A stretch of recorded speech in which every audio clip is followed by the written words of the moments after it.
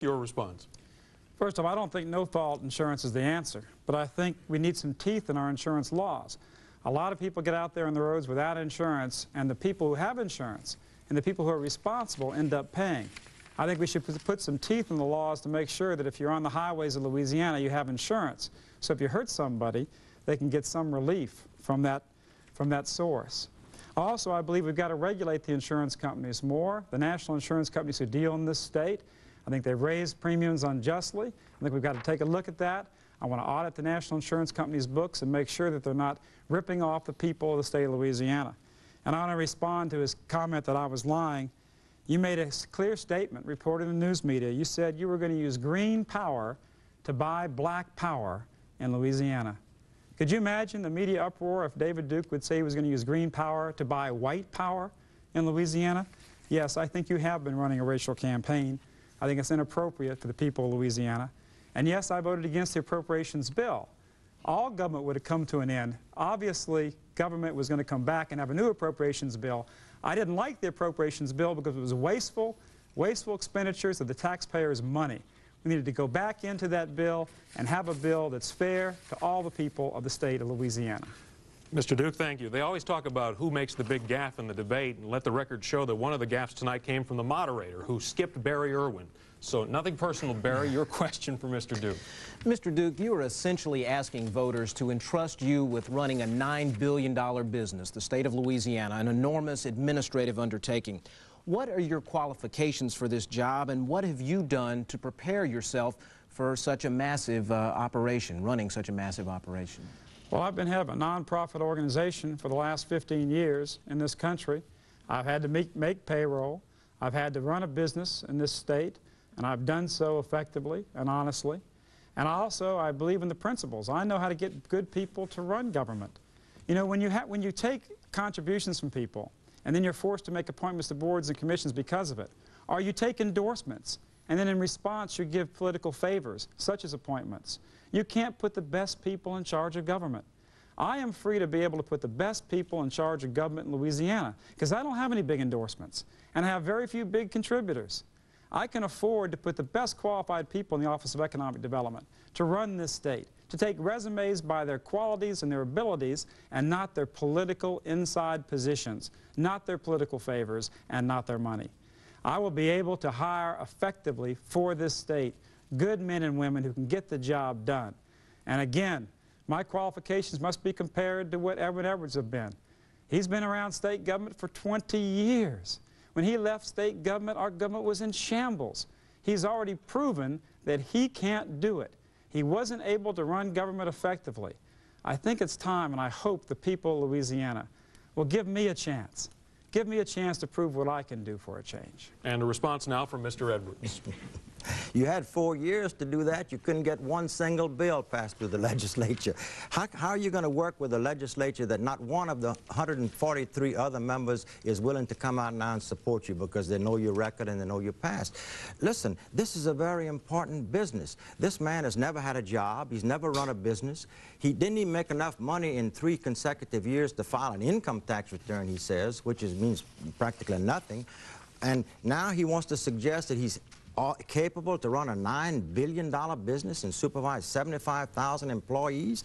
And he keeps harping on this selling of jobs. And I say to him now, you can win this election very easy. You name somebody to whom I have made a commitment to sell a job, and it's all over with. I'll check it to you. And I think it's demeaning for you to suggest that environmental groups and the Business Council and those that have been supporting me are in there for some improper reason, or I've made some improper commitment to them. After all, these are honorable people. You may not think I'm honorable, but I'll tell you what, they're honorable people. And I challenge you to say tonight on this television station that you do not consider them to be honorable. All right, Mr. Edwards, the next question for you is from Blue Rolfes. Mr. Edwards, some analysts say Louisiana's best bet for economic improvement is expanding trade with Mexico as well as Central and South America. Would you pursue trading partners in those two regions? Absolutely. Except for possible tourism, which I think my election would really help very much. And the election of my opponent would really damage very much, and we've already seen evidence of that. Trade and tourism with the Mexico and Central and South America is a great key to economic development, which is why I'm on a fast track already to build this regional airport, which is going to create these jobs and put us in touch with the airports and people of the nations south of us. It's especially important to the Hispanic community here in New Orleans. We can use their talents, their contacts back home, their language, their native ability to help these influx of people from Central and South America that will be coming into New Orleans at the new airport. We also want to couple that with the new health care authority, which is going to stimulate the building of another charity hospital in the New Orleans area and also stimulate the medical community. And I think we can go back to where we were 30 years ago, where most of the people from Central and South America coming to America for medical treatment can come to New Orleans because we have the advantages of geographic advantage. Hispanics are already here to help us work with the language barriers. The fact that this airport is going to make that so convenient for them. And I think that we have a great opportunity here for trade and commerce and tourism with Central and South America, and we need to put it to use immediately. And a response from Mr. Duke. Mr. Edwards, I've had a job since I was 8 years old. I work very hard, and I get tired of those kind of cheap shots, you know. It's really getting disgusting, the fact that Louisiana politics goes down to mudslinging. I'm trying to talk about records, political records that have been involved here, and you're not. And we've got to start talking about what's happened in Louisiana. We really haven't done that.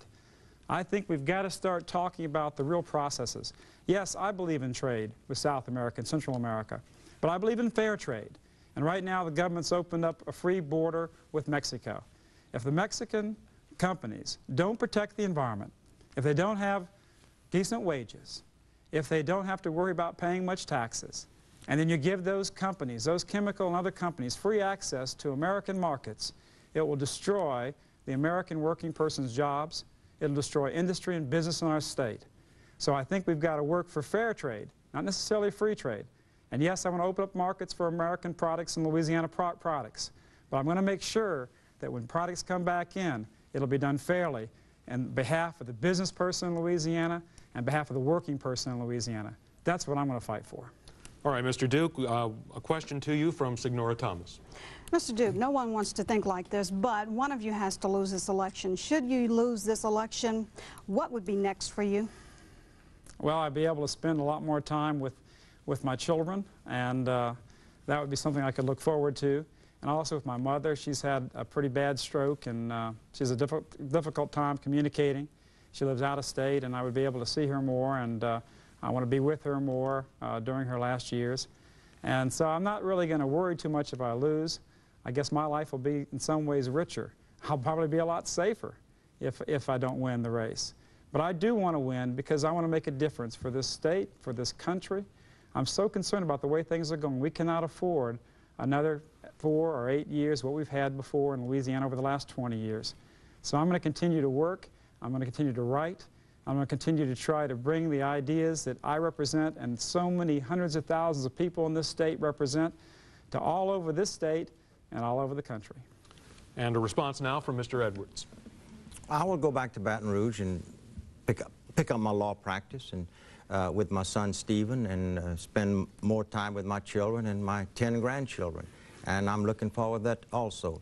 And I might say to my friends out there that if I do lose this election, don't shed a tear. And to my enemies, if I lose the election, don't clap and applaud, because it's a fearsome, awesome job to be governor. I know I've been there 12 years in good times and bad times. I never ran away from it. I stood up and took my licks. I worked for the people of the state. Didn't always get my way. But one thing I'm very proud of, everybody knows, and when I said something, they could book it because my word is good. You ask legislators, ask those that have dealt with me. I'm very anxious to be governor of this state because I want another opportunity to right some wrongs and to correct some errors and to show the people of this state that I have matured and become a different and better person. And I think this state needs a person that's as good as the people of this state, and I hope you will give me that opportunity. All right, we are nearing the end of our question and answer session. We have time for one more question from Barry Irwin. And gentlemen, this will be a 1-minute response. Mr. Edwards, if elected, you, of course, will be governor, but the state will actually be operated on a day-to-day basis by dozens of people involved in several key agencies in state government. My question is, if you can't name names, can you at least give us some insight into the type of people that you would put into these key positions, and can we expect to see some of the people who are already parts of your campaign? No, there will not be anybody involved in past administrations or actively involved in the campaign. I've said that a dozen times in the campaign. Second, as far as the environment is concerned, I will do what I did before. I will look to the environmental groups to recommend nominees to me, and I will select from those submitted to me by the environmentalists. I will be working with the Business Council on the Department of Economic Development because they are very much involved in that.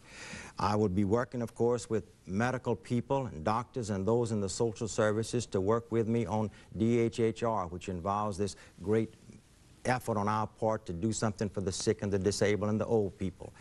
Insofar as highways are concerned, I've already met with those involved in that and told them that I would like to get nominations from them as to who would make a good highway director. He will be an engineer, a person who has experience in highway direction, in highway construction, and will be impeccable as far as his integrity and his reputation is concerned. And you're out of time, Mr. Edwards. Thank you.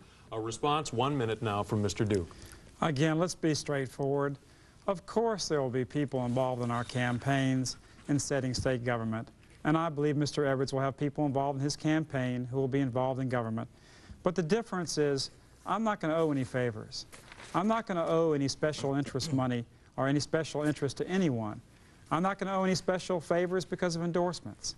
I'm going to be able to hire the best qualified person to every board, every commission, every agency in the state government. I'm going to be looking to the people in those agencies and areas to help us. For instance, the farmers. We have a Department of Agriculture, and yet we have fishermen who draw their living from the sea, and we have no Department of Seafood and no Department of Fisheries.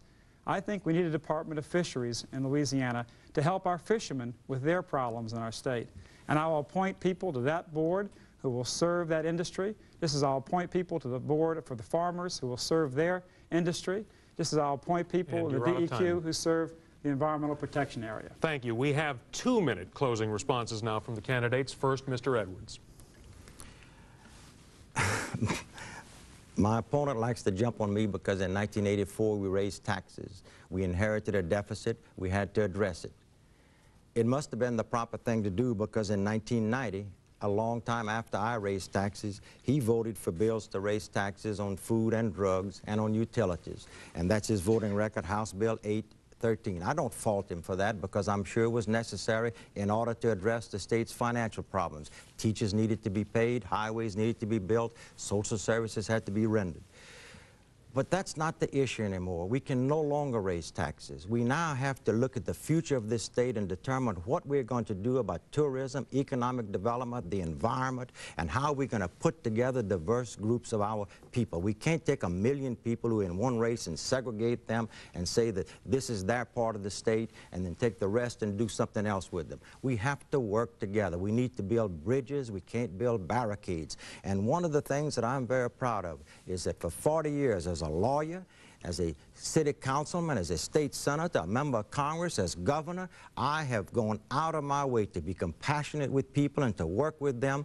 And I'm proud of the fact that I have the education and the training and the experience to meet with presidents of the United States, heads of nations, industrialists, and those who wish to come here to develop with us. But at the same time, I'm proud that I can stop and commiserate with a lady in a wheelchair who is scared about her future and doesn't know what's going to happen to her because she has no one to take care of her. I want to be governor again because I think I have the compassion to be concerned about all people.